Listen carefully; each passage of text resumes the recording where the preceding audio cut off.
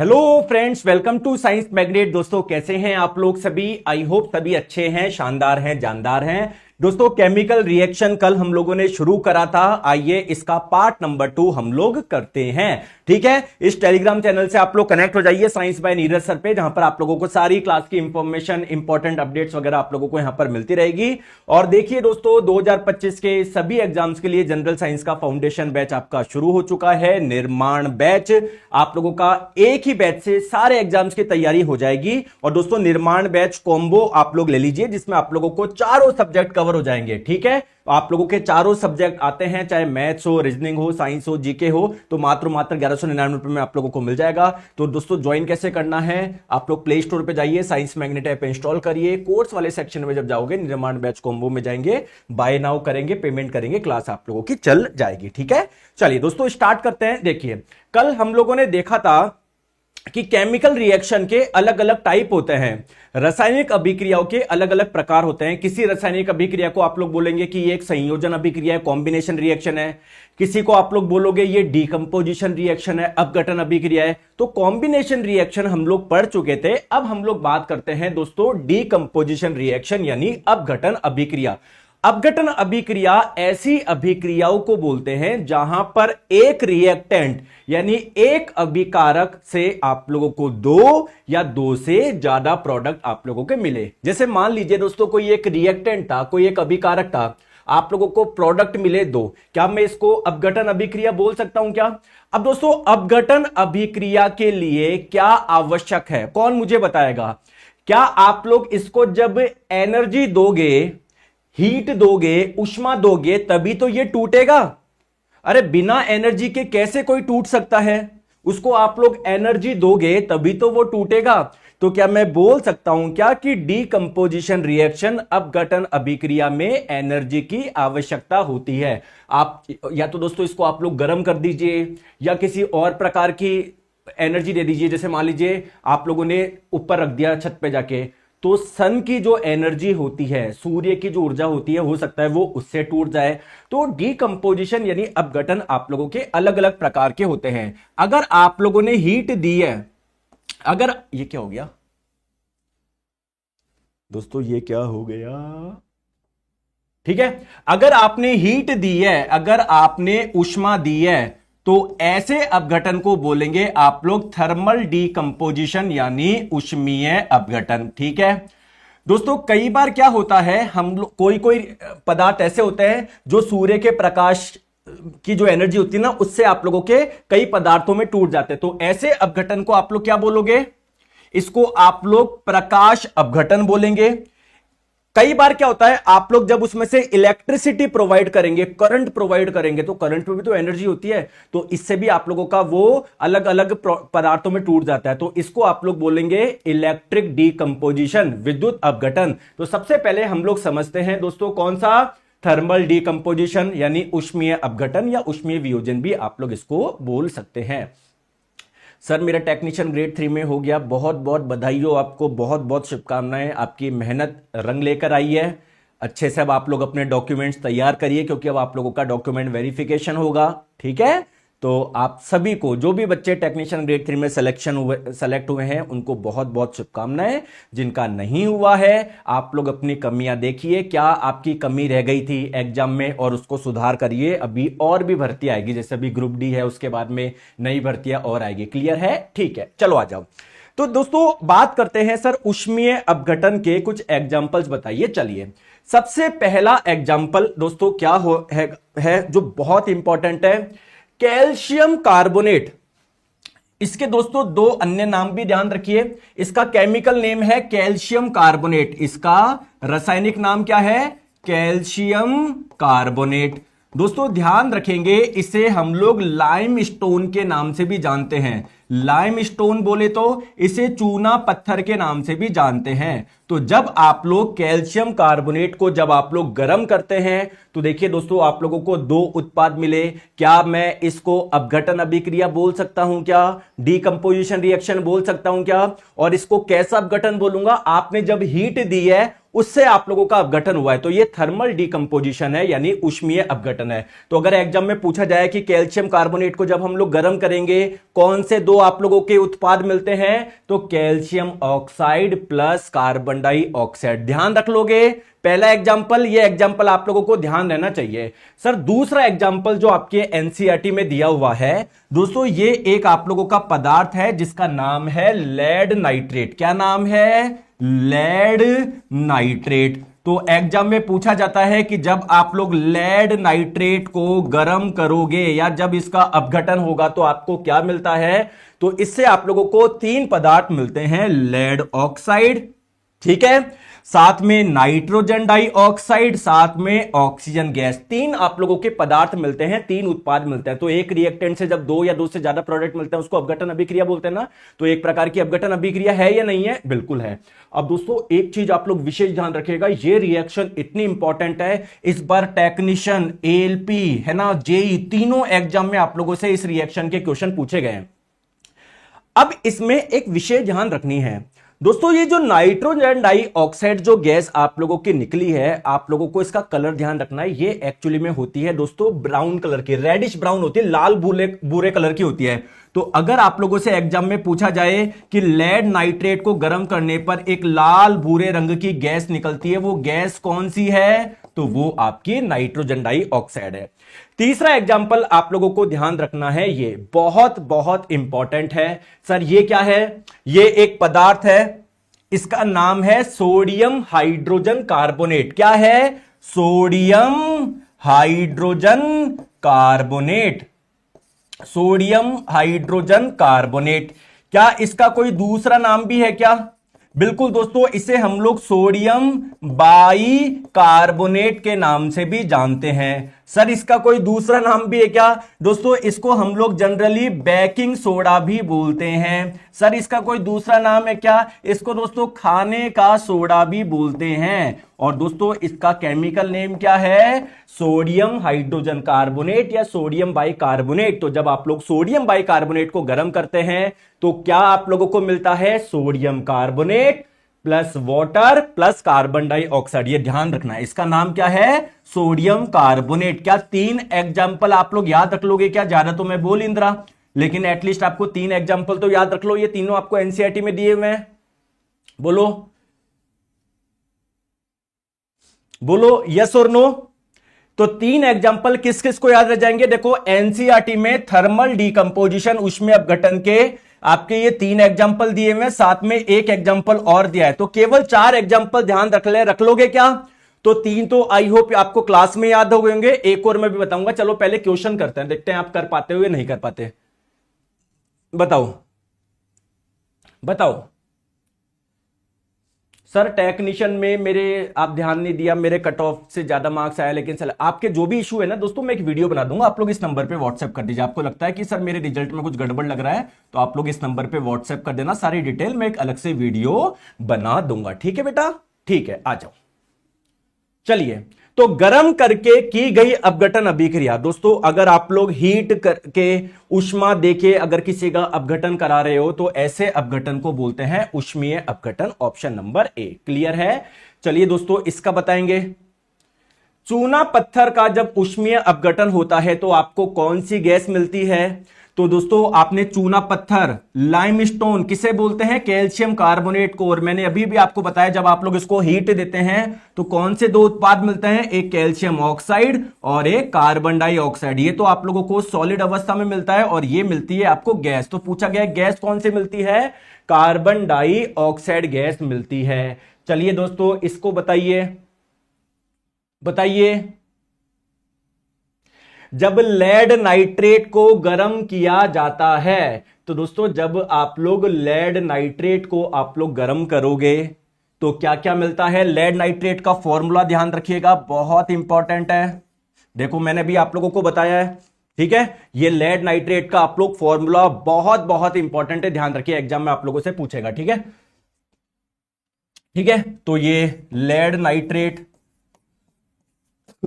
Sorry दोस्तों, जब आप लोग इसको गर्म करते हैं क्या मिलता है, एक तो लेड ऑक्साइड मिलता है, साथ में नाइट्रोजन डाई ऑक्साइड गैस मिलती है जो कि कौन से कलर की होती है, भूरे कलर की होती है। साथ में और क्या मिलती है आपको, ऑक्सीजन गैस मिलती है। तो बोला जा रहा है कि जब हम लोग इसको गर्म करते हैं तो लेड ऑक्साइड मिलता है, ऑक्सीजन गैस मिलता है और एक भूरे रंग की गैस बनती है। तो गैस कौन सी है, ये बिल्कुल ये भूरे कलर की ये गैस कौन सी है, नाइट्रोजन डाई ऑक्साइड है। गलती से नाइट्रस ऑक्साइड पे क्लिक मत कर देना, आपको आता हुआ सब गलत कर दोगे आप लोग। ठीक है, चलिए अब मैंने आप लोगों को 3 एग्जाम्पल बताए, तीनों के मैंने आप लोगों को क्वेश्चन करा दिए। एक एग्जाम्पल और ध्यान रखना है आप लोगों को जो एनसीईआरटी में दिया हुआ है, फेरस सल्फेट। दोस्तों जब हम लोग फेरस सल्फेट को गर्म करते हैं तो इससे आप लोगों को 3 उत्पाद मिलते हैं, 3 प्रोडक्ट मिलते हैं। तो क्या ये एक अपघटन अभिक्रिया है क्या, तो कौन सी अभिक्रिया होगी, थर्मल डिकंपोजिशन, उसमें अपघटन। आइए दोस्तों ध्यान रखते हैं, एनसीईआरटी में दिया हुआ है, बहुत बहुत इंपॉर्टेंट है। चलिए देखो, प्लीज प्लीज सारा ध्यान आप लोग इधर रखिएगा, क्लियर है, सारा ध्यान इधर रखिएगा। वो कहां दिख रहा है, ये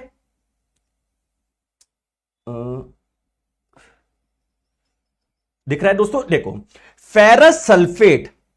दोस्तों ध्यान रखिएगा, फेरस सल्फेट को जब हम लोग गर्म करते हैं, देखो जब आप लोग इसको हीट देते हैं तो 3 पदार्थ आप लोगों को मिलते हैं। एक मिलता है आप लोगों का Fe2O3, इसका नाम याद रखिए, बहुत इंपॉर्टेंट है, फेरिक ऑक्साइड। साथ में सल्फर डाइऑक्साइड और सल्फर ट्राइऑक्साइड, इसका नाम है सल्फर ट्राइऑक्साइड। तो अगर आप लोगों से एग्जाम में पूछा जाए कि फेरस सल्फेट को जब हम लोग गर्म करते हैं कौन कौन से उत्पाद मिलते हैं, तीनों उत्पाद आप लोग बता दोगे, एक फेरिक ऑक्साइड, एक सल्फर डाइऑक्साइड और एक सल्फर ट्राइऑक्साइड। चले आगे, ठीक है, चलो तो ये एग्जाम्पल आप लोगों को ध्यान रखना है। तो टोटल मैंने आप लोगों को 4 एग्जाम्पल बताए, चारों आप लोगों को ध्यान रखना है।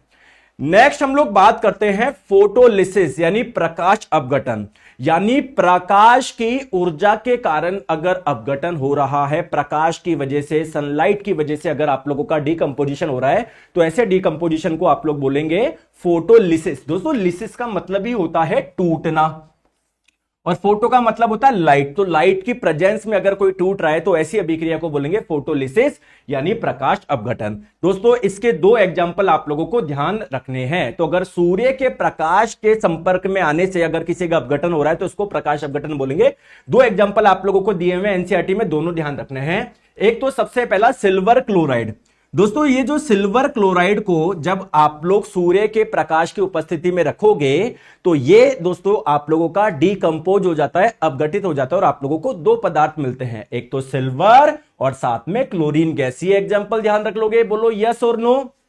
चलिए दूसरा एग्जांपल क्या है, सिल्वर ब्रोमाइड। तो जब आप लोग सिल्वर ब्रोमाइड को आप लोग ऊपर रखोगे, धूप में रखोगे, तो ये आप लोगों का अपघटित होके क्या देता है, सिल्वर प्लस ब्रोमीन गैस। क्या 2 एग्जाम्पल ध्यान रख लोगे, क्या 2 एग्जाम्पल ध्यान रख लोगे, बस 2 ही ध्यान रखना है।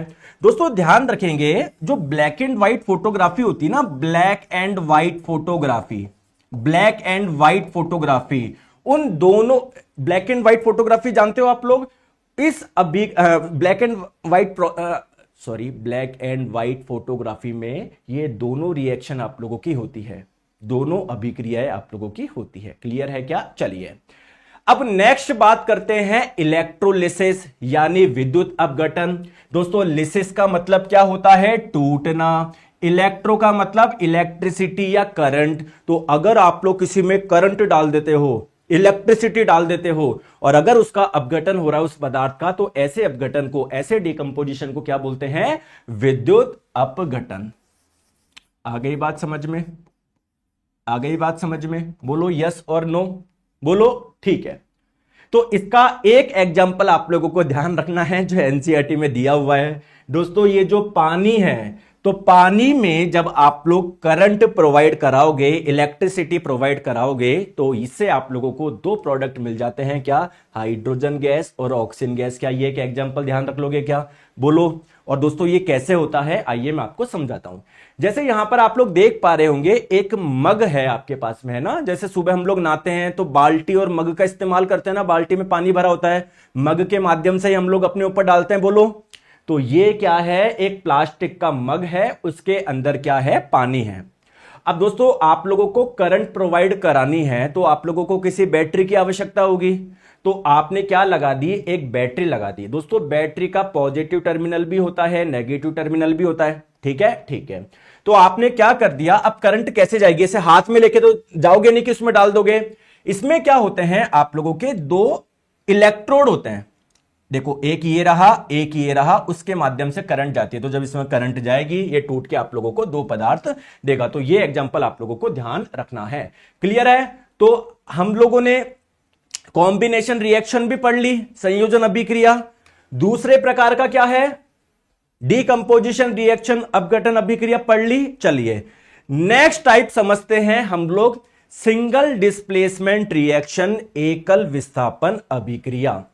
सर ये क्या होता है, आइए जैसे आप लोग यहां पर देखो ए बी कोई एक अभिकारक था और सी ये भी एक अभिकारक था। दोस्तों ये वाला जो अभिकारक है, रिएक्टेंट है, इसमें ए और बी क्या बैठे हैं, साथ बैठे हैं। दोस्तों ए बी के साथ में बैठना चाहता है, सी भी ए के साथ में बैठना चाहता है। अगर सी ज्यादा शक्तिशाली होगा तो क्या वो इस ए को हटा देगा क्या, कि भाई तू हट, इसको हटा देगा क्या, और खुद आके बैठ जाएगा। तो ए को हटा दिया और खुद आके बैठ गया सी के साथ में। तो कहीं ना कहीं आप लोग बोल सकते हो क्या, सी ने ए को डिस्प्लेस कर दिया, विस्थापित कर दिया, बोलो। तो इसे आप लोग बोलते हैं सिंगल डिस्प्लेसमेंट रिएक्शन। सिंगल क्यों बोल रहे हैं, कितने जने डिस्प्लेस हुए,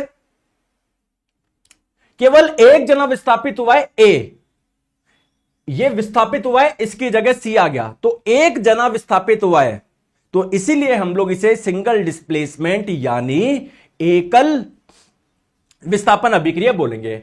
अब दोस्तों इस रिएक्शन को समझने के लिए आप पहले एक कॉमन सेंस लगाओ, क्या सी का ज्यादा शक्तिशाली होना जरूरी है क्या, ज्यादा रिएक्टिव होना जरूरी है क्या, तभी तो वो ए को हटा पाएगा। तो दोस्तों आप लोगों को अलग अलग तत्वों की रिएक्टिविटी पता होना चाहिए, कौन ज्यादा रिएक्टिव है, कौन कम रिएक्टिव है। एनसीईआरटी अब ऐसे दोस्तों 118 तत्व है, मैं किस किस का याद रखूं, कौन ज्यादा रिएक्टिव है, कौन कम रिएक्टिव है। आप लोगों को दोस्तों केवल इन तत्वों की रिएक्टिविटी ध्यान रखनी है। एनसीईआरटी में सीरीज दी गई है और इसी से आप लोगों के क्वेश्चन आते हैं।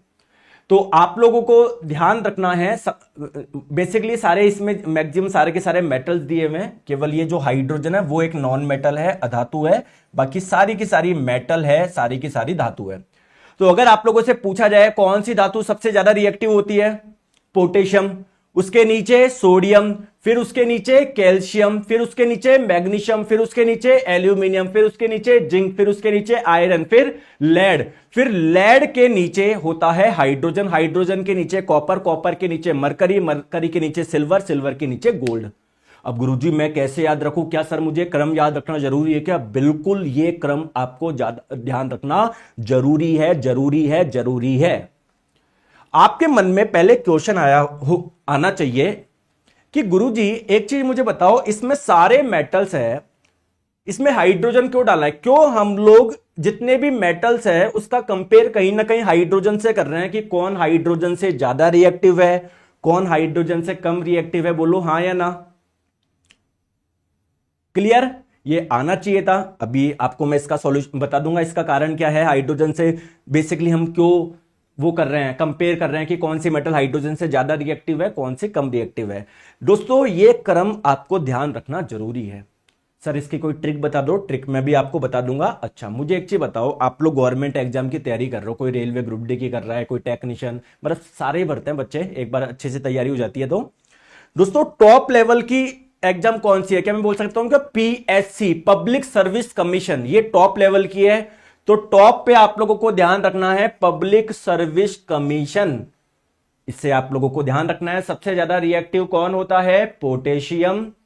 पोटेशियम के जस्ट बाद में आता है आप लोगों का सोडियम, और सोडियम के जस्ट बाद में आता है कैल्शियम। ये ध्यान रख लोगे क्या? अच्छा दोस्तों, कौन सा मेटल आप लोगों का महंगा होता है? बाजार में लोहा लेने जाओगे वो महंगा आपको मिलेगा या सोना महंगा मिलेगा? गोल्ड, गोल्ड महंगा मिलता है ना। वो क्यों महंगा है? क्योंकि वो बिल्कुल भी रिएक्टिव नहीं होता। ऐसा नहीं है उसको आपने खुले में रख दिया तो उस पर कोई जंग लग जाएगी, जबकि लोहे को आप लोग खुले में रखोगे क्या वो जल मतलब उस पर जंग वगैरह लग जाती है क्या? वो क्या करता है, इस एयर में जो ऑक्सीजन है, इस एयर में जो वाटर वेपर है, उससे अभिक्रिया कर लेता है। लेकिन क्या गोल्ड ऐसा कर पाता है क्या? नहीं, तभी तो वो इतना महंगा है। तो दोस्तों आप भी अगर अपनी कीमत बढ़ाना चाहते हो ना, तो अपना टाइम वेस्ट करना बंद करो कि भाई किसी ने बुला लिया उसके पास चल गए, भाई घूमने चल रहा है क्या उसके साथ चल गए, आजा भाई शाम को बैठते उसके साथ चल गए। तो अगर आप लोग ज्यादा रिएक्टिव होंगे, मतलब हर किसी के साथ अपना समय स्पेंड कर रहे हैं, फालतू में वेस्ट कर रहे हैं, तो दोस्तों आपकी कभी भी कीमत नहीं बढ़ेगी। देखो कितना बढ़िया इसका एग्जाम्पल है। तो गोल्ड बिल्कुल भी रिएक्टिव नहीं होता, ऐसा नहीं हर किसी के साथ में बैठ जाए। अब जैसे भाई साहब हम अपन जैसे तो क्या है, हाँ भाई कोई बुलाया चल गए। अब अंबानी जी को बुला के बताओ, टाइम ही नहीं है। नॉर्मल आदमी के लिए वो मिलते हैं, वो ऐसे ऐसे आदमी से मिलते हैं जो भाई साहब, समझ रहे हो मैं क्या बोलना चाह रहा हूं। तो गोल्ड बहुत कम रिएक्टिव है, इसी की वजह से ये इतना महंगा है। दोस्तों गोल्ड के बाद में महंगा कौन आता है? सिल्वर महंगा है ना। तो गोल्ड सिल्वर की रिएक्टिविटी भी काफी कम होती है, हाँ गोल्ड से थोड़ी ज्यादा होती है, इसलिए दोस्तों ये इतना महंगा नहीं आता जितना जितना गोल्ड आता है। ठीक है, क्या ऊपर के 3 और नीचे के 2 ध्यान रख लोगे क्या? बताओ। ठीक है, अब आप लोग मुझे एक चीज बताओ, जितने भी मेटल होते हैं, चाहे लोहा हो, चाहे सोना हो, चाहे चांदी हो, वो कौन सी अवस्था में पाए जाते हैं? नॉर्मल टेम्परेचर पे ठोस अवस्था में पाए जाते हैं ना। हाँ, उनको जब आप लोग गर्म करोगे तो वो लिक्विड स्टेट में आ जाएंगे, लेकिन नॉर्मल टेम्परेचर पे तो वो ठोस अवस्था में होता है ना। आपके घर में अगर कोई लोहा पड़ा है तो क्या वो पिघला हुआ है क्या? सॉलिड स्टेट में है। तो जितने भी मेटल्स होते हैं रूम टेम्परेचर पे, नॉर्मल टेम्परेचर पे सॉलिड स्टेट में होता है, लेकिन एक मेटल ऐसा है जो कि लिक्विड स्टेट में पाया जाता है। उस मेटल का नाम क्या है? मरकरी, यानी पारा। तो यार ये मेटल के नाम पे धब्बा है क्या? ये जितने भी मेटल होते हैं सॉलिड स्टेट में होता है, ये बोला नहीं मैं तो लिक्विड स्टेट में हूंगा, तो क्या इसको भी इधर बिठा दे कि भाई तू नीचे बैठ, तेरी क्या ही रिएक्टिविटी होगी यार। मेटल जो होते हैं वो सॉलिड होते हैं, ठोस होते हैं, तो लिक्विड बन के बैठा है, तो क्या ही रिएक्ट करेगा, तो इसको भी इधर बिठा दूं। आगे बात समझ में? यहां तक ऊपर के 3 और नीचे के 3 याद हो गए क्या? बताओ बताओ, हो गए? ठीक है दोस्तों, एक चीज मुझे बताओ, हमारे घर में सब्जी बनती है, सबके घर में बनती है, कभी सब्जी के उदाहरण बताओ, कभी गाजर की बनेगी, कभी मूली की बनेगी। अच्छा ईमानदार की बात बताओ, कौन सी ऐसी सब्जी है जो सबसे ज्यादा बनती है? चाहे आप खुद बनाते हो या हमारी मम्मी बनाती हो, कि ये तो हर 2-3 दिन में बनी, इस सब्जी का तो इस्तेमाल होता ही है। बताओ बताओ, कौन सी ऐसी सब्जी है जो आप लोग जाने अनजाने में ज्यादा खाते ही हो, आए दिन हर सब्जी में डल जाता है वो बेचारा? बताओ।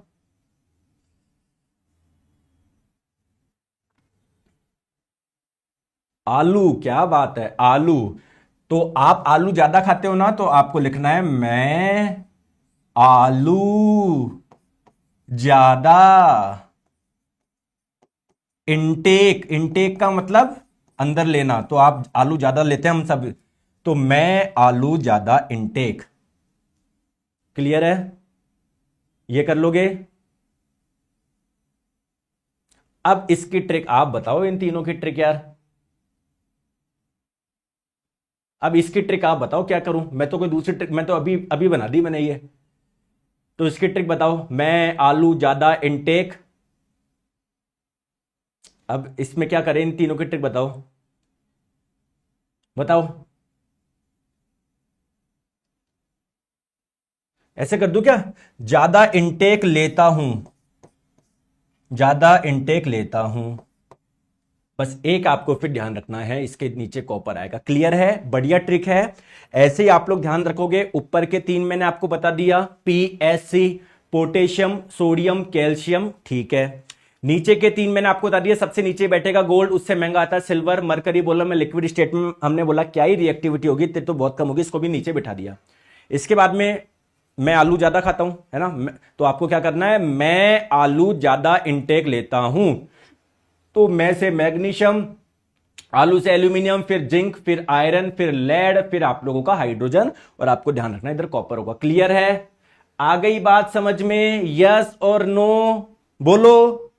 अब दोस्तों कुछ बच्चे बोलेंगे सर प्लेटिनम कहां पर है, इसमें आपको नहीं ध्यान रखना, एनसीईआरटी में आप लोगों को दिया हुआ है, यही ध्यान रखना है। ऐसे तो और भी मेटल्स है बहुत सारे। क्लियर है? अब कोई एक दूसरी ट्रिक भी बताऊं या फिर ये बेस्ट है दोस्तों? मेरे हिसाब से तो ये बेस्ट है। अगर आपको कोई दूसरी ट्रिक चाहिए ना तो लो मैं आप लोगों को बताता हूं। आपको कोई बच्चा है, कोई लड़का है, उसे कॉलेज में सब जैबरा बोलते थे, जैबरा जैबरा। तो वो बोला यार भाई मुझे जैबरा मत बोला करो, मैं उस लड़की को पसंद करता हूं तो मुझे चिढ़ाते हो यार, है ना। तो वो बोल रहा है please stop calling me a zebra. भाई मुझे एक जैबरा बुलाना बंद करो, please stop calling me a zebra. क्यों? आई लाइक हर, मैं उसे पसंद करता हूं, आई लाइक हर। तो हमने बोला फिर भाई साहब तेरे को क्या बुलाए? वो बोल रहा है कॉल मी स्मार्ट गाय, मुझे स्मार्ट गाय बोलो। ठीक है, ये जैबरा वेबरा मत बोल के मेरी बेइज्जती मत कराया करो। तो please stop calling me a zebra, I like her, call me smart guy. तो आप लोग इंग्लिश वाले बच्चे ये कर सकते हो। बाकी दोस्तों ये जो मैंने बताया ये ठीक है, ये है ना, ऊपर की 3 नीचे की 3 आप लोग को ध्यान रखो, बीच में मैं आलू ज्यादा इंटेक लेता हूं, बात खत्म। ठीक है, आ जाओ। चलिए, तो सिंगल डिस्प्लेसमेंट रिएक्शन की हम लोग बात कर रहे थे। चलिए इसका पहला एग्जांपल जो आपको एनसीईआरटी में दिया हुआ है, देखो दोस्तों, कॉपर सल्फेट का एक्विसिस सॉल्यूशन लिया, जलीय विलयन लिया। इसका मतलब कॉपर सल्फेट आपने घोल रखा था पानी में। दोस्तों इसका रंग क्या होता है? नीला होता है। क्या होता है? ये ब्लू कलर का होता है, नीले कलर का होता है। ठीक है दोस्तों, मुझे एक चीज बताओ, कॉपर क्या है? एक मेटल है या नॉन मेटल है? सर मुझे नहीं पता। मैं आप अभी ध्यान रख लो, जब हम मेटल है नॉन मेटल चैप्टर पढ़ेंगे ना तो आपको पता पड़ जाएगा कौन मेटल है कौन नॉन मेटल है। अभी ध्यान रख लो, कॉपर आप लोगों का मेटल है। कॉपर क्या है? एक मेटल है, एक धातु है। कॉपर क्या है? एक मेटल है, धातु है। ध्यान रख लो दोस्तों। आयरन भी क्या है? एक मेटल है, धातु है। तो कॉपर बैठा हुआ है SO4 के साथ में, यानी मेटल को प्यार होगा SO4 के साथ में। मेटल क्या SO4 के साथ में बैठना चाह रहा होगा। आयरन बोलेगा यार मैं भी तो मेटल हूं। तो कॉपर भाई तू क्यों बैठ रहा है, मैं भी तो बैठूंगा। तो आप मुझे बताइए, क्या आयरन कॉपर को हटा पाएगा क्या, डिस्प्लेस कर पाएगा क्या? बताइए, क्या आयरन कॉपर से ज्यादा रिएक्टिव है क्या? ध्यान करो दोस्तों, आपको मैंने अभी सीरीज बताई, उसमें ध्यान रखो। क्या आयरन कॉपर से ज्यादा रिएक्टिव है क्या? क्या आयरन जो है, कहां गया हमारा आयरन, ये बैठा, क्या वो कॉपर से ज्यादा रिएक्टिव है क्या? यस। तो आयरन बोलेगा कि भैया SO4 के साथ में मैं बैठूंगा। तो कॉपर को करेगा, हटाएगा और खुद आके बैठ जाएगा। कॉपर को डिस्प्लेस कर दिया। तो देखिए दोस्तों, इसीलिए ये अभिक्रिया हो पाई।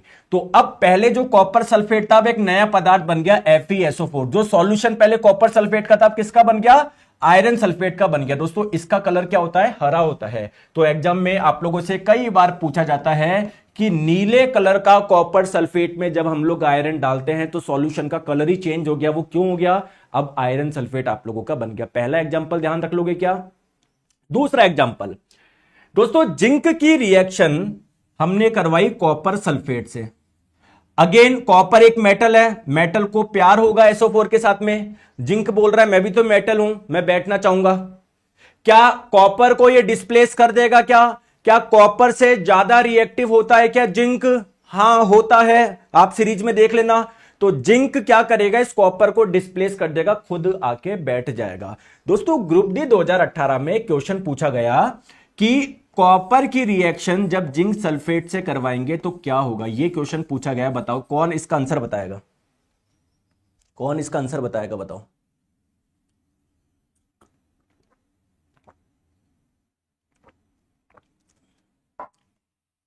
बताओ। अरे हाँ भाई, रॉक सेठ जी देंगे, आप प्लीज पढ़ाई करिए। अभी पढ़ाई क्या करिए, आपका तो सिलेक्शन हो गया। ठीक है, डॉक्यूमेंट वेरिफिकेशन वगैरह इनकी तैयारी करो। बताओ बताओ।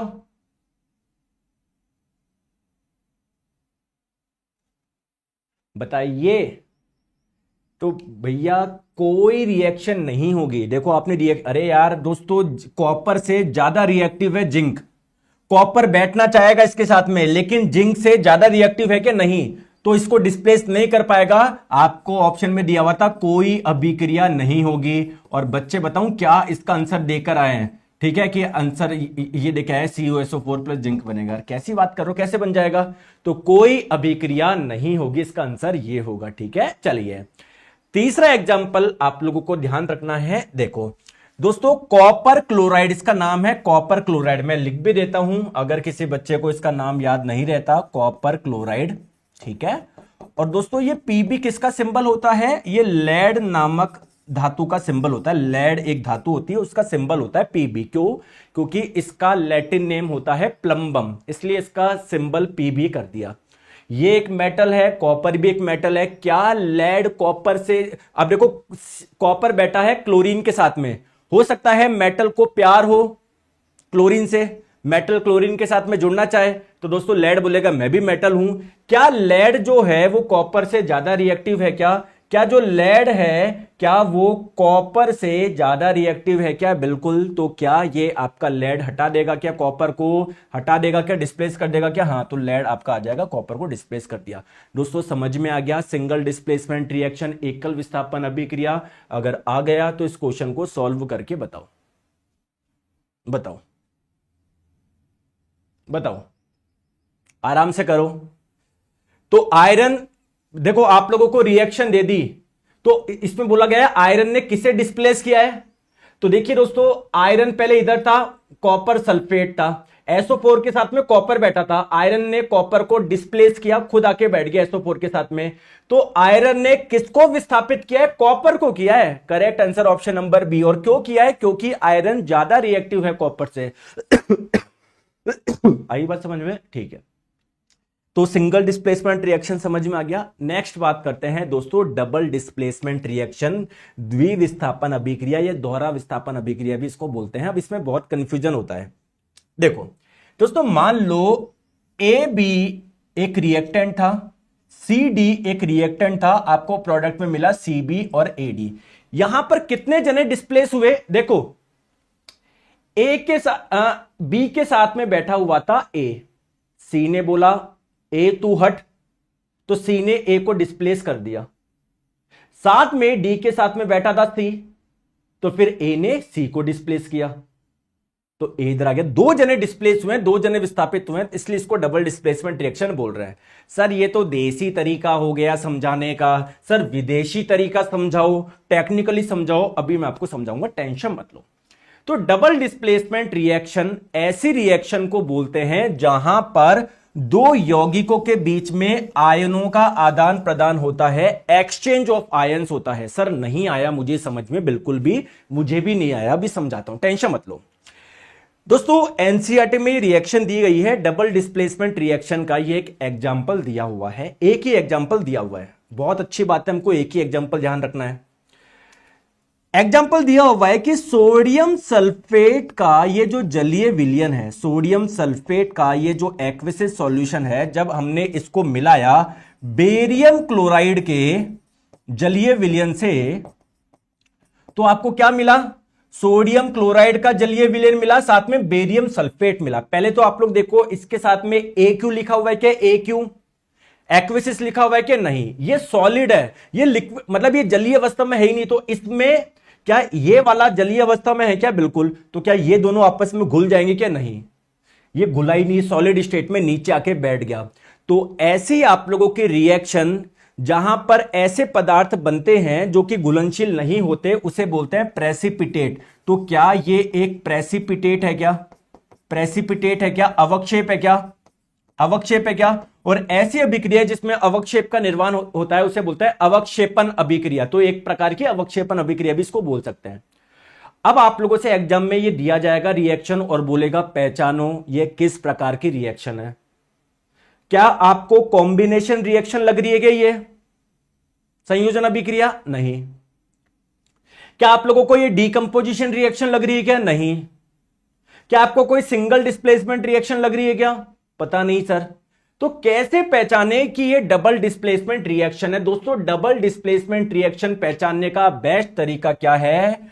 आयन का एक्सचेंज होता है। सर ये क्या होता है? आयन क्या होता है? अभी आप समझाओ मुझे, आइए मैं आपको समझाता हूं।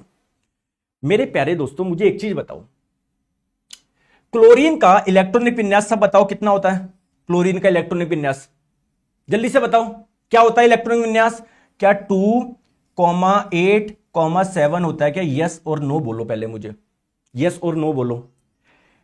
क्लोरीन को क्या चाहिए कि कहीं से एक इलेक्ट्रॉन मेरे पास में आ जाए, क्योंकि अगर कहीं से भी इसके पास में एक इलेक्ट्रॉन आ जाएगा तो इसके बाह्यतम कक्षा में 8 हो जाएंगे, ये स्टेबल हो जाएगा। बोलो यस और नो।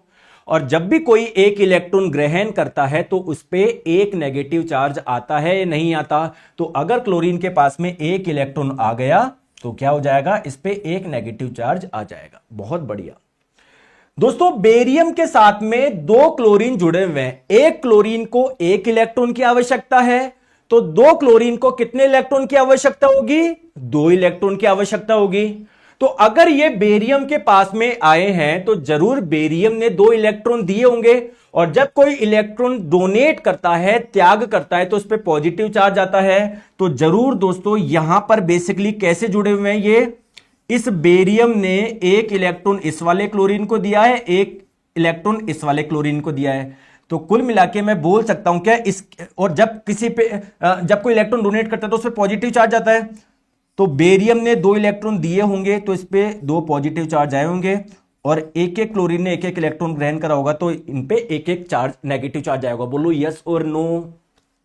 बोलो गुरुजी मेरा 1100 किलोमीटर दूर सेंटर दे दिया, वापस जाने के लिए कोई ट्रेन नहीं मिल रही। यार यही तो आपने सारे बच्चों को परेशान कर दिया रेलवे ने। बेचारे एलपी सीबीटी 2 का जो एग्जाम था, अलग अलग शहरों में गए थे बच्चे, इतने दूर दूर, कोई 500 किलोमीटर, कोई 1000 किलोमीटर। अब एग्जाम ही कैंसिल कर दिया तो देखो जाने का खर्चा भी होता है और आने का खर्चा भी होता है। कहीं बच्चा दूसरे शहर में जाता है तो वो भी पैसे खर्च करता है। सब बेचारे बच्चे के बारे में कुछ नहीं सोचता रेलवे बोर्ड, मतलब पूरा दिमाग खराब करके रख दिया। और मान लो 5-4 दिन बाद में एग्जाम दे देगा या 5 दिन बाद में दे देगा तो इतनी जल्दी ट्रेन मिलेगी क्या? तो क्या कर रखा है? तो दोस्तों समय मिलने वाला है मेरे हिसाब से 5-7-8-10 दिन का तो मिलना चाहिए। अब ऐसे रेलवे ऐसे नहीं दे सकता 2 दिन बाद वापस कर दे, से ट्रेन थोड़ी मिलती है। आ जाओ दोस्तों, क्या मैं बोल दूं क्या कि बेरियम क्लोराइड बेसिकली किससे मिलकर बना हुआ है? बेरियम आयन से और क्लोरीन आयन से। बोलो यस और नो। यस और नो, ठीक है। अरे यस और नो बोलते नहीं हो, ठीक है, वेरी गुड। चलिए दोस्तों, सिमिलरली अब आप लोग मुझे बताएंगे सोडियम का इलेक्ट्रॉनिक विन्यास क्या होता है। सोडियम का इलेक्ट्रॉनिक विन्यास क्या होता है? 2,8,1 होता है। बताओ तो क्या ये आप लोगों का स्टेबल है क्या? नहीं, क्योंकि गुरुजी इसके बाह्यतम कोश में 8 इलेक्ट्रॉन नहीं है। अगर किसी के बाह्यतम कोश में 8 इलेक्ट्रॉन होते हैं तब जाके वो स्टेबल होता है। अगर ये एक इलेक्ट्रॉन डोनेट कर देगा तो इसके बाह्यतम कोश में 8 इलेक्ट्रॉन आ जाएंगे ना? आ जाएंगे ना? बोलो। और जब ये डोनेट करेगा तो इस पे क्या आ जाएगा? एक पॉजिटिव चार्ज आ जाएगा। और जब भी किसी पे कोई चार्ज होता है, आवेश होता है, उसे बोलते हैं आयन। तो दोस्तों सोडियम और क्लोरीन आपस में क्यों जुड़े हुए हैं? क्लोरीन को एक इलेक्ट्रॉन चाहिए था, सोडियम को एक इलेक्ट्रॉन देना था, इसलिए जुड़े होंगे। यानी अगर मैं बोलूं सोडियम क्लोराइड किन दो, और जैसे ही सोडियम ने इलेक्ट्रॉन दिया तो यह बन गया सोडियम आयन, और क्लोरीन ने जब इलेक्ट्रॉन ग्रहण करा तो यह बन गया क्लोरीन आयन। क्या मैं बोल सकता हूं क्या सोडियम क्लोराइड में कौन कौन से आयन है? सोडियम आयन और क्लोरीन आयन। क्लियर? ठीक है दोस्तों, वैसे बताओ जैसे सोडियम अगर एक इलेक्ट्रॉन डोनेट करता है, सोडियम को एक इलेक्ट्रॉन डोनेट करना है तो दो सोडियम को कितने इलेक्ट्रॉन डोनेट करेंगे दोनों मिला के? जल्दी से बताओ कमेंट करके। अरे दोस्तों, अगर एक सोडियम एक इलेक्ट्रॉन डोनेट करता है तो दो सोडियम कितने डोनेट करेंगे? दो करेंगे ना यार, बताते नहीं हो। तो दोस्तों अगर SO4 इसके साथ में जुड़ा हुआ है तो जरूर इसने दो इलेक्ट्रॉन ग्रहण करे होंगे, और जब भी कोई इलेक्ट्रॉन ग्रहण करता है तो उस पर नेगेटिव चार्ज आता है। यानी अगर मैं बोलूं इस सोडियम सल्फेट इसका नाम है, तो इसमें आयन कौन कौन से हैं? एक तो SO4-2 है, और दोस्तों Na+ है। कितने हैं Na+? 2। दोस्तों ये बात समझ में आ गई क्या? बोलो क्लियर? दोस्तों इधर देखो, बेरियम दो इलेक्ट्रॉन डोनेट करता है, हमेशा ध्यान रखो। कैसे पता पड़ेगा? बेरियम 2 इलेक्ट्रॉन डोनेट करता है, यहां से भी आप लोग पता लगा सकते हो, क्योंकि अगर 2 क्लोरीन इसके पास में आके बैठे हैं तो जरूर इसने 2 इलेक्ट्रॉन दिए होंगे, इसको 2 इलेक्ट्रॉन डोनेट करने होंगे। तो दोस्तों यहां पर भी इसकी प्रकृति तो वही रहेगी ना, तो बेरियम 2 इलेक्ट्रॉन डोनेट करता है, इसको डोनेट करने हैं तो जरूर SO4 ने वो लिए होंगे। तो SO4 के ऊपर आपको पता ही है -2 चार्ज होता है, यानी इसको 2 इलेक्ट्रॉन मिले, वो दिए किसने होंगे, इस बेरियम ने दिए होंगे, यानी Ba+2। तो अगर मैं आपको बोलूं इसमें कौन से आयन है, एक तो बेरियम आयन है और एक ये आयन है, इसको सल्फेट आयन बोलता है। अब आप लोग मुझे बताओ क्या आयन का एक्सचेंज हुआ है या नहीं हुआ। आयन का यहां पर क्या था, सोडियम आयन और सल्फेट आयन साथ में थे, और बेरियम आयन और क्लोरीन आयन साथ में थे।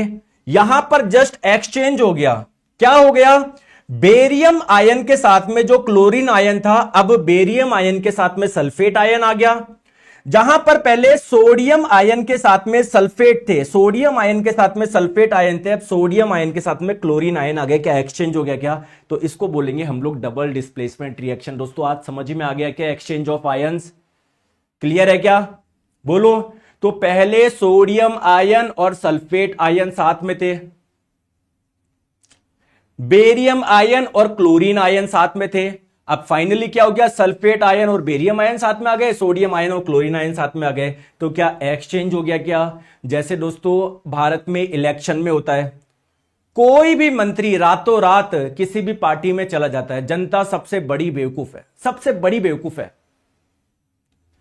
अगर ये कोई एक्स पार्टी है, अगर कोई ये वाई पार्टी है, कोई देश का सदस्य है, वो इस एक्स पार्टी को वोट करता है।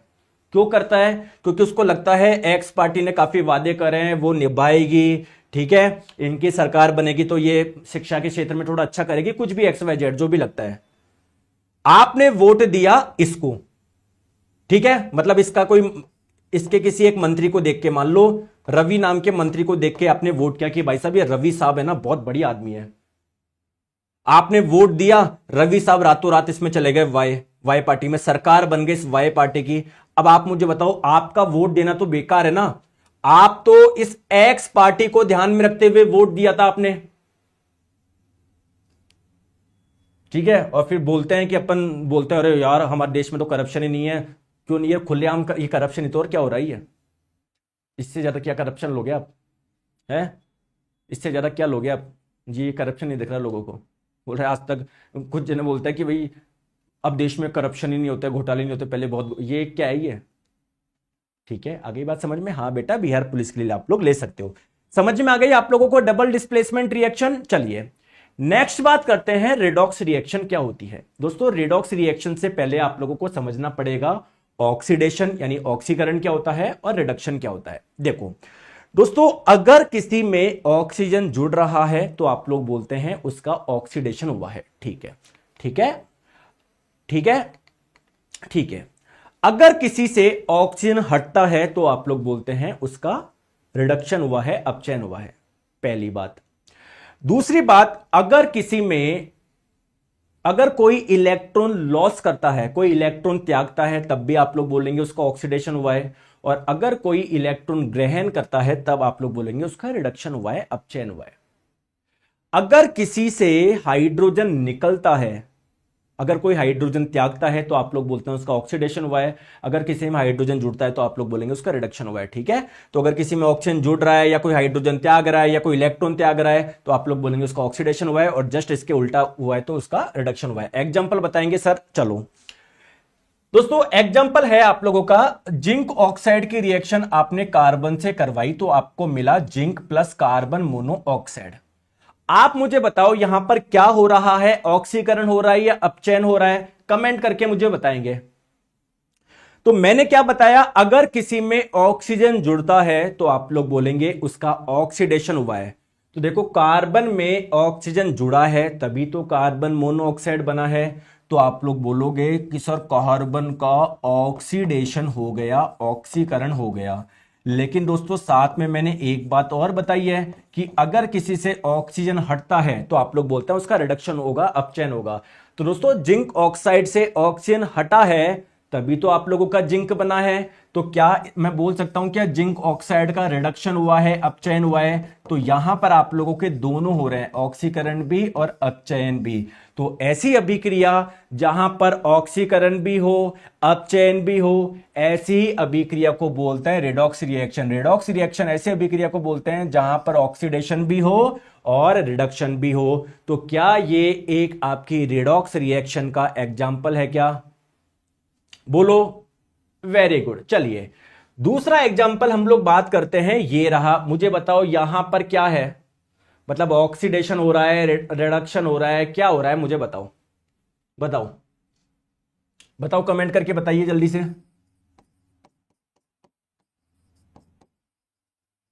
बताओ। देखो, कॉपर ऑक्साइड से ऑक्सीजन हटा है तभी तो कॉपर बना है। तो इसका तो क्या हुआ है? रिडक्शन हुआ है, अपचयन हुआ है। और हाइड्रोजन गैस में ऑक्सीजन जुड़ा है तभी तो H2O बना है। तो इस हाइड्रोजन का क्या हुआ है? ऑक्सीडेशन हुआ है। तो यहां पर दोनों प्रकार की अभिक्रिया हुई है। ये भी क्या एक रेडॉक्स रिएक्शन की एग्जांपल है क्या? क्लियर है? चलिए नेक्स्ट दोस्तों मुझे ये बता दो, एनसीईआरटी में दिया हुआ है ये रेडॉक्स रिएक्शन है, कौन मुझे समझा देगा? मैं मान जाऊंगा। आप मुझे प्रूफ करके बता दो ये कैसे रेडॉक्स रिएक्शन है। बच्चे रट के चल जाते हैं, एनसीईआरटी में दिया हुआ है कि ये रेडॉक्स रिएक्शन है, दिमाग लगाते रह जाते हैं वो। कैसे? कि सर ये देखो HCl है, मैंने बोला ओके। सर इससे हाइड्रोजन हटा है तो क्लोरीन रह गया। हाइड्रोजन का हटना क्या कहलाता है? ऑक्सीडेशन। तो सर इसका हो गया ऑक्सीडेशन। सर मैग्नीज ऑक्साइड में ऑक्सीजन हटाए, ये मैग्नीज बन गया, तो इसका रिडक्शन। ऐसे थोड़ा सा कोशिश करते हैं हम लोग। नहीं दोस्तों, इसको आइए मैं आपको समझाता हूं। देखो प्लीज सारा ध्यान आप लोग देना। दोस्तों रिएक्टेंट कौन है, अभिकारक कौन है? ये दोनों रिएक्टेंट है। और प्रोडक्ट कौन है? ये तीनों प्रोडक्ट है। बोलो बात समझ में आ गई क्या? आ गई क्या? ठीक है दोस्तों, सबसे पहले इस वाले रिएक्टेंट की बात करो, इस वाले अभिकारक की बात करो। ऑक्सीजन का इलेक्ट्रॉनिक विन्यास क्या होता है? ये होता है क्या? क्या ऑक्सीजन को 2 इलेक्ट्रॉन की आवश्यकता है क्या? बोलो बोलो। एक ऑक्सीजन को अगर 2 इलेक्ट्रॉन की आवश्यकता है, सर मेरा सिलेक्शन हो गया है, बहुत बहुत धन्यवाद। बिल्कुल राहुल जी, आपको बहुत बहुत शुभकामनाएं। अच्छे से डॉक्यूमेंट वेरिफिकेशन की तैयारी करो। ऑक्सीजन को, एक ऑक्सीजन के एटम को 2 इलेक्ट्रॉन चाहिए, तो 2 ऑक्सीजन के एटम को कितने इलेक्ट्रॉन चाहिए? 4 चाहिए। वो 4 किसने दिए होंगे? अगर ये 2 ऑक्सीजन अगर मैग्नीज के पास में आए हैं तो मैग्नीज ने दिए होंगे। तो अगर मैं आप लोगों को बोलूं कि बोल सकता हूं क्या मैग्नीज के ऊपर +4 चार्ज होगा, आवेश होगा? बोलो दोस्तों, इसी को ऑक्सीडेशन स्टेट यानी ऑक्सीकरण अवस्था भी बोलते हैं। तो अगर मैं आप लोगों को बोलूं कि मैग्नीज की ऑक्सीकरण अवस्था कितनी है? +4। ठीक है दोस्तों, क्लोरीन को 1 इलेक्ट्रॉन चाहिए होता है। तो अगर क्लोरीन इस हाइड्रोजन के पास में आया होगा तो जरूर हाइड्रोजन ने दिया होगा। तो अगर इसमें बात करें HCl में क्लोरीन की ऑक्सीडेशन स्टेट की, तो ये -1 है। क्लियर है? अब दोस्तों प्रोडक्ट में देखो, प्रोडक्ट में क्या बना? मैग्नीज क्लोराइड बना। क्लोरीन को 1 इलेक्ट्रॉन चाहिए, 2 क्लोरीन को 2 इलेक्ट्रॉन चाहिए, जरूर किसने दिए होंगे? मैग्नीज ने दिए होंगे। यानी मैग्नीज पे यहां पर चार्ज क्या होगा? +2 होगा। तो जहां मैग्नीज की ऑक्सीडेशन स्टेट +4 थी, अब वो कितनी रह गई? +2 रह गई। इसका मतलब क्या है? +4 में मैं क्या करूं जिससे +2 हो जाए? -2 करो।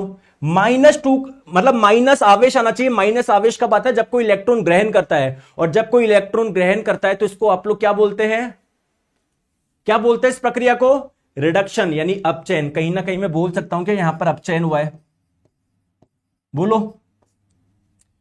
यहां पर देखो, क्लोरीन पे आवेश कैसा था? -1। अब प्रोडक्ट क्या बना? Cl2। दोस्तों जब भी कोई 2 समान एलिमेंट होते हैं तो उस पर कोई आवेश नहीं होता, यानी ऑक्सीजन स्टेट क्या है? 0 है। तो -1 से 0, यानी -1 में जब +1 ऐड करोगे तभी तो 0 आएगा। और प्लस चार्ज कब आता है? जब कोई इलेक्ट्रॉन डोनेट करता है। और जब कोई इलेक्ट्रॉन डोनेट करना कहलाता है ऑक्सीडेशन यानी ऑक्सीकरण। तो दोस्तों यहां पर क्या ऑक्सीकरण और अपचयन दोनों हो रहे हैं क्या, इसलिए क्या है, एक रेडॉक्स रिएक्शन है। क्लियर है क्या? चलिए दोस्तों बताइए इसका आंसर बताओ, बताओ सर। आपकी जैसे साइंस कोई नहीं पढ़ा सकता, आपसे पढ़ के सिलेक्शन हो गया, बोले के भगत। चलिए बहुत बहुत धन्यवाद। बताओ तो कौन सी अभिक्रिया है जिसमें आयनों का आदान प्रदान होता है? तो मैंने अभी आपको बताया डबल डिस्प्लेसमेंट रिएक्शन। क्लियर है? चलिए अब दोस्तों ऑक्सीडेशन क्या होता है आप अच्छे से जानते हैं। आपको बताऊं डेली लाइफ में कई जगह ऑक्सीडेशन होता है।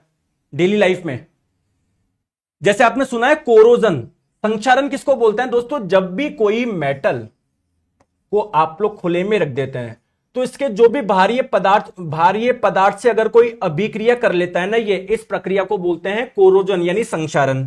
जैसे दोस्तों मान लो एयर में कुछ नमी है, उससे अभिक्रिया कर लिया, या मान लो आपने इस पे कोई बाहर से कोई अम्ल डाल दिया, तो अगर कोई भी मेटल अपने भारी पदार्थ से अभिक्रिया कर लेता है ना, तो वो थोड़ा सा डैमेज हो जाता है, क्षतिग्रस्त हो जाता है, वो थोड़ा सा डैमेज हो जाता है। वो इस प्रक्रिया को बोलते हैं कोरोजन यानी संक्षारण।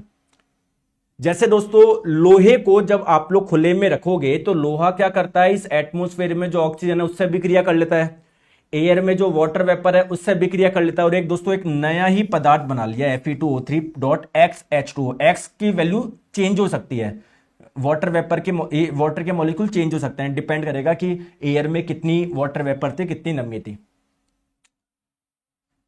तो दोस्तों क्या ये भी एक ऑक्सीडेशन का ही एग्जांपल है क्या? ऑक्सीडेशन का ही भाई, कोरोजन तो है ही, संक्षारण तो है। कोरोजन तो किसको बोलते हैं?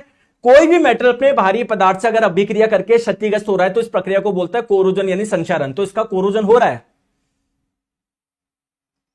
और दोस्तों लोहे पर ये जो कोरोजन हो रहा है इसको एक अलग नाम भी बोलते हैं क्या? जनरली रस्ट के नाम से जानते हैं, जंग के नाम से जानते हैं। और क्या यहां पर आप देखोगे तो क्या इस आयरन में ऑक्सीजन जुड़ रहा है क्या? तो ऑक्सीडेशन का ही तो एग्जांपल हुआ ये। चलिए दोस्तों कॉपर को जब आप लोग खुले में रखोगे ना, तो ये क्या, जैसे कोई कॉपर के नल वगैरह है, तो दोस्तों पानी और एटमॉस्फेयर में जो कार्बन डाइऑक्साइड है, एटमॉस्फेयर में जो ऑक्सीजन है, उससे अभिक्रिया करके क्या बना लेता है, ये कॉपर हाइड्रोक्साइड और कॉपर कार्बोनेट बना लेता है। इस कॉपर कार्बोनेट के बनने की वजह से इसका रंग क्या हो जाता है, हरा सा हो जाता है। क्लियर है? और एग्जांपल बताएंगे। ये रस्ट का तो मैंने बता दिया आपको। तो सर कैसे संसारण से कैसे बचे, कोरोजन से कैसे बचे, या जंग से कैसे बचे? तो कई तरीके हैं दोस्तों। आप लोग मेटल पे पेंट लगा सकते हो। क्लियर है क्या? एक गैल्वेनाइजेशन की प्रक्रिया होती है। गैल्वेनाइजेशन पे क्या होता है, मेटल के ऊपर हम लोग क्या कर देते हैं, जिंक की कोटिंग कर देते हैं, जिंक की कोटिंग कर देते हैं, जो कि उसको सुरक्षा के लिए इस्तेमाल होती है जिंक। क्लियर है? यह इलेक्ट्रोप्लेटिंग भी एक मेथड है। तो ये अलग अलग तरीके हैं। ठीक है दोस्तों, आप कोई तेलीय पदार्थ, जैसे मान लीजिए आपकी मम्मी ने आपके लिए चिप्स बनाए, अगर आप लोग चिप्स को 1 दिन या 2 दिन खुले में रख दोगे, अजीब सी गंध आ जाती है क्या? गंध क्यों? क्योंकि दोस्तों तेलीय पदार्थ में क्या होता है, ज्यादा फैट होता है, वसा होता है। तो ये वसा क्या करती है, इस एटमॉस्फेयर में जो ऑक्सीजन होती है इससे अभिक्रिया करके एक अलग ही पदार्थ बना लेती है जिसमें बहुत ज्यादा गंध आती है। तो इस प्रक्रिया को रैंसिडिटी बोलते हैं। Rancidity, rancidity, rancidity. तो रैंसिडिटी में बेसिकली हो क्या रहा है, फैट में ऑक्सीजन जुड़ रही है, यानी एक प्रकार का ऑक्सीडेशन का ही तो एग्जांपल है। तो इसको रैंसिडिटी या विकृत गंधिता बोलते हैं। ठीक है?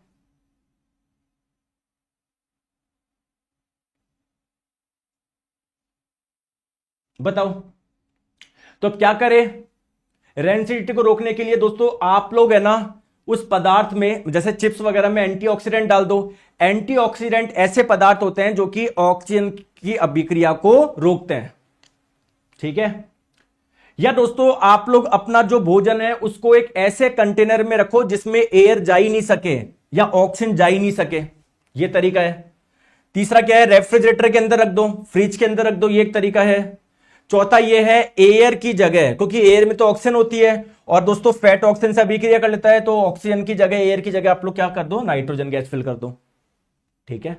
तो ये आप लोगों का दोस्तों पूरा चैप्टर कंप्लीट हुआ। मजा आया या नहीं आया बताओ? आ गया?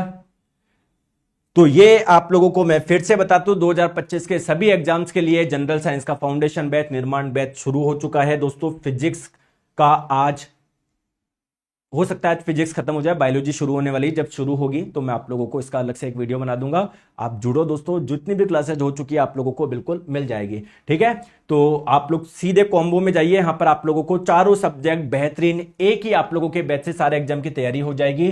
कंप्लीट थ्योरी बैच है, साथ में सारे क्वेश्चंस, डेली लाइव क्लास होती है, मिस करते हो रिकॉर्डिंग मिल जाएगी। 2024 के भी सारे क्वेश्चंस हम लोग इसमें सॉल्व करते हैं। पूरा कंटेंट बाइलिंगुअल है, हर क्लास की आपको पीडीएफ मिलेगी, साथ में टेस्ट सीरीज भी आप लोगों की फ्री है।